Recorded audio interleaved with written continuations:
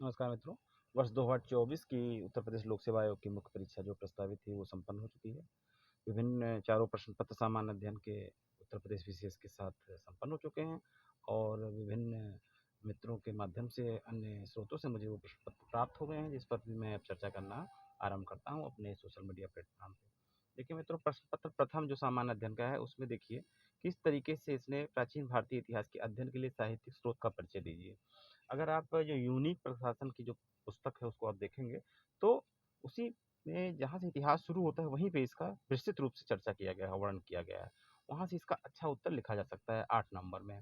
स्वतंत्रता के तुरंत बाद भारत के समक्ष चुनौतियों का लेखा-जोखा प्रस्तुत कीजिए। इतिहास का ही ये प्रश्न है, किस तरीके से चैलेंजेस थी देश के आज़ाद होने के बाद जो हमारे भारत के सामने विभिन्न प्रकार की चुनौतियाँ थी, उनको संक्षेप में यहाँ पे डिस्कस करके लिखना है। नेपोलियन क्रांति का पुत्र था, वहाँ के रिवॉल्यूशन की बात ये वर्ल्ड हिस्ट्री का प्रश्न यहाँ से पूछ लिया गया है।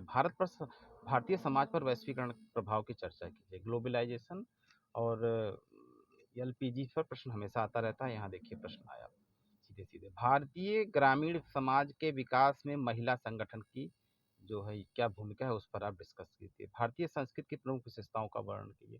सभ्यता और संस्कृत में क्या अंतर है, इस पर मैंने एक बार अपने पीछे वीडियो में चर्चा किया है और यहाँ से प्रश्न आता रहता है।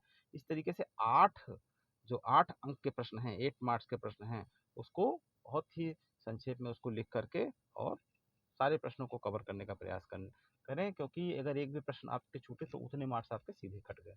और जैसा कि मैं अनुमान कर रहा था कि यहाँ से प्रश्न आएगा, वो सीधे प्रश्न आ गया। स्मार्ट सिटी क्या है, इसकी प्रमुख विशेषताओं का वर्णन कीजिए। भारत में भूकंपीय क्षेत्रों का वर्णन कीजिए। फ्रांस की क्रांति आ गई। जो वर्ल्ड हिस्ट्री है वहाँ से यहाँ का प्रश्न सीधा सीधा दिखाई दे रहा है। राज्य विधानमंडल के संघीय ढांचे, चुनाव आयोग और इस तरीके से भारत में 2014 के पश्चात भूख और गरीबी क्या प्रगति हुई, नई इकोनॉमिक पॉलिसी पर समीक्षा। अब ये प्रश्न देखिए, इसमें विश्लेषण कीजिए, ठीक है, क्या निहितार्थ है और कि आप इसमें जो पॉइंट्स हैं उन पर जो है ये 4-5 क्रिटिकली एनालिसिस विश्लेषण कीजिए, समीक्षा कीजिए। तो ये इस तरीके से जो वर्ड है इसका अपना अलग महत्व है और आपके जो प्रश्न का जो लिखने का तरीका है वो आपको उसी डायरेक्शन में ले जाएगा खींच करके। तो ये प्रथम प्रश्न पत्र है जिसके के लिए आपको मूल रूप से प्रारंभिक परीक्षा के जो आधारभूत ढांचे की तैयारी है उसी से आपको वर्णन करके आगे बढ़ना होगा। इसको पॉज करके देखें और अगले साल के परीक्षा के लिए जो मुख्य परीक्षा होगी उसके ग्रे एरिया इससे आप कवर करने का प्रयास करें, ठीक है। जो क्षेत्रीय असमानता दूर करने के लिए वित्त आयोग, नीति आयोग, पहले योजना आयोग था अब नीति आयोग हो गया। तो इसकी भूमिका क्या है इस पर आप देखते रहे। चुनाव आयोग हो गया, ठीक है। ये कभी कभी कैग की भूमिका आ जाती है, चुनाव आयोग देखिए ऊपर आ ही गया। कैग है, कंप्यूटर ऑडिटर जनरल हो गया, ठीक है। और बहुत सारे इंटर स्टेट काउंसिल्स हैं, अंतर्राज्यीय परिषद है, ठीक है। वो चीज़ वहाँ से आप देखें। राज्य विधानमंडलों को अक्सर भारत के संघीय राज्य के दौरान भीड़ आवाज के रूप में देखा था। एनालाइज करना, विश्लेषण करना है, पक्ष और विपक्ष दोनों को लेकर के और अपने कंक्लूजन को आप दीजिए। एनालाइज, विश्लेषण कर किस तरीके से आप देखते हैं, एज ए ऑब्जर्वर की भूमिका में आप इसको देख करके लिखेंगे, वहीं पे आपको नंबर मिल जाएगा। अब चुनाव आयोग की स्वतंत्रता सुनिश्चित करने के लिए उसकी संशोधित नियुक्ति प्रक्रिया के क्या निहितार्थ है, लेटेस्ट जो भी कुछ परिवर्तन हुआ है चुनाव आयोग की नियुक्ति, चुनाव आयोग में अपॉइंटमेंट जो कमिश्नर्स हैं उनके करने के लिए सरकार ने कुछ परिवर्तन किए हैं उसके संदर्भ में। ये तो इसको पॉज करके देखें और फिर second paper, third paper, fourth paper सभी को मैं एक एक करके डिस्कस करूँगा, प्रस्तुत करने का प्रयास करूँगा, जो कि आगामी परीक्षा के लिए हमारे बैकबोन सिद्ध होंगे। 2025 की जो मुख्य परीक्षा होगी उसमें यहाँ से आप एनालाइज कर पाएंगे, क्योंकि विश्लेषण करके अध्ययन करने का काम आप ही लोगों का है। क्योंकि किसी तैयारी करने वाले छात्र को पढ़ाया नहीं जा सकता है, पढ़ना स्वयं है। आपको ग्रे एरिया पता होना चाहिए, कहाँ से प्रश्न आते हैं।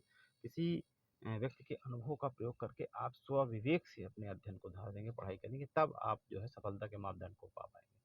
क्योंकि जो परीक्षा में प्रश्न आ रहे हैं उसका महत्व ही यही है कि आपको इस तरीके से पूछा जाए कि आप पूरे पाठ्यक्रम को अपने अंदर में समेट सकें। पूरा सिलेबस आपको टंग पे होना चाहिए और विगत वर्षों के प्रश्न कहाँ कहाँ से आए हैं और कैसे आए हैं ये आप जब देखेंगे और उसको समसामयिक से कैसे इंटरलिंक करके लिख पाएंगे।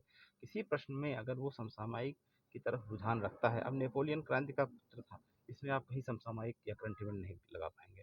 लेकिन अगर आपको स्मार्ट सिटी क्या है, इसकी प्रमुख विशेषताओं का वर्णन क्या है, तो इसमें आप समसामयिक का प्रयोग कर सकते हैं, करंट इवेंट का प्रयोग कर सकते हैं। यही चीज़ें मेन रूप से भारतीय संस्कृति की मुख्य विशेषताएं। ये तो मेरे समय में भी 2-3 बार आया था प्रश्न, और ये देखिए कांट आज भी प्रासंगिक बना हुआ है। संस्कृत और सभ्यता में क्या अंतर है, इसमें एक मोटे व्यवहारिक उदाहरण से संबंधित है। जैसे ह्यूमन बींग्स हैं, तो वस्त्र पहनना, वेयरिंग क्लॉथ्स, ये क्या हो गया, ये सिविलाइजेशन हो गया। बट हाउ वी वेयर, ये कल्चर हो गया। कहीं कोई किसी तरीके से पहनेगा, कहीं कोई किसी तरीके से पहनेगा।